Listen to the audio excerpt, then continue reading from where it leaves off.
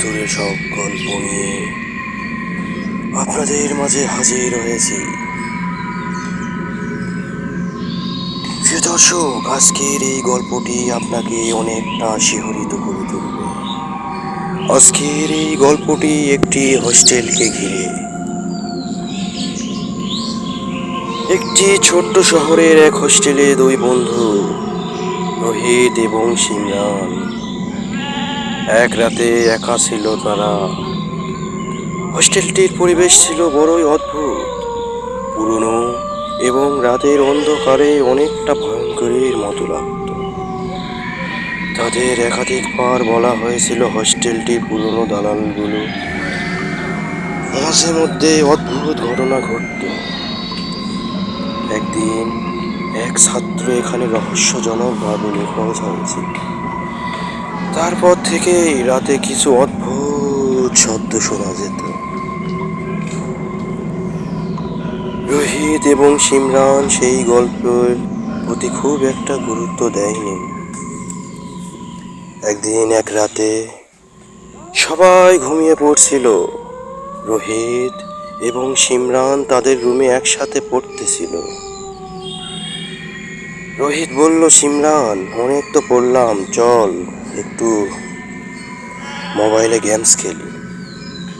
আলোটা নিভিয়ে দিয়ে তারা চুপচাপ ফোনে গেম খেলছিল। হঠাৎ সিমরান একটা শব্দ শুনল। এটা ছিল কক্কস পা ফেলার শব্দ। কেউ যেন ধীরে ধীরে তাদের রুমের দিকে আসছিল। সিমরান প্রথমে ভাবলো যে হয়তো কেউ প্রজেক্ট বা ওয়াশরুম থেকে আসছে, কিন্তু শব্দ আরো কাছে আসছিল এবং যেন থামছিল না। রোহিত তখন কান খাড়া করে শুনতে লাগলো। ওরা দুজনেই তখন উত্তেজিত হয়ে উঠল। কি এটা? রোহিত ভয়ে ভয়ে সিমরানকে জিজ্ঞেস করলো। সিমরান কোনো উত্তর দিল না, শুধু কান পেতে শুনল। তারা স্পষ্টভাবে শুনতে পেল দরজার বাহিরে কেউ যেন হাঁটছে এবং হালকা শব্দে তাদের নাম ধরে ডাকছে। রোহিত, সিমরান, রোহিত, সিমরান। উত্তেজনায় হাত পা ঠান্ডা হয়ে গেল। তারা একে অপরকে তাকিয়ে চুপচাপ বসে রইল। এ সময় হঠাৎ বাতি আবার ফ্লিকার করতে লাগলো। ঘরের কোণে একটি অদ্ভুত ছায়া দেখা গেল, যা তাদের বিশ্বাস করতে বাধ্য করলো এই রুমের ভিতরে কিছু হয়েছে।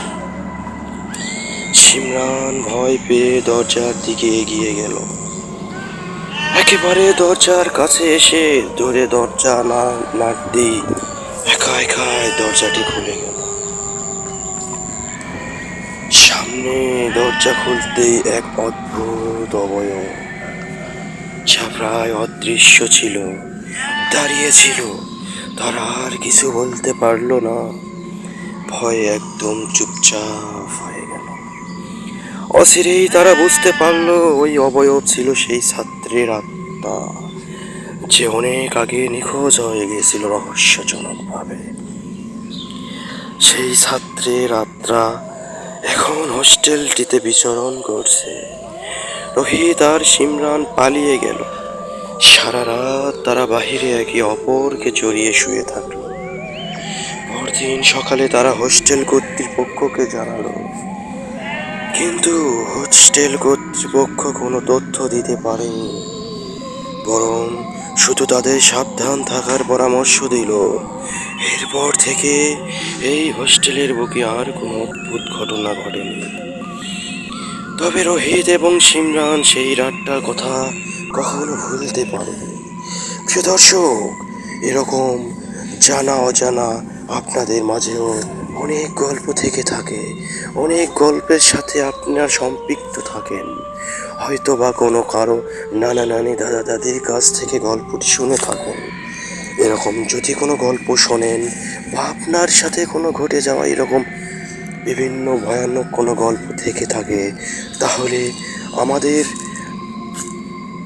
কমেন্ট অপশানে কমেন্ট করতে পারেন, অথবা আমাদের ইমেইল ক্লিপ পাঠাতে পারেন, অথবা আপনারা লিখে পাঠাতে পারেন আমাদের ইমেইলের ঠিকানায়। এবং প্রিয় দর্শক, আপনারা জেনে খুশি হবেন আমাদের এই গল্পগুলো দেখার পরে বা শোনার পরে যারা আমাদের ফেসবুকে কমেন্ট করবেন, আমরা চেষ্টা করব পরবর্তী এপিসোডে সেই কমেন্টগুলো পড়া। ততদিন পর্যন্ত ভালো থাকুন, সুস্থ থাকুন এবং আমাদের ফেসবুক পেজ হরর 2.0 ফলো করে রাখুন পরবর্তী এপিসোডের জন্য।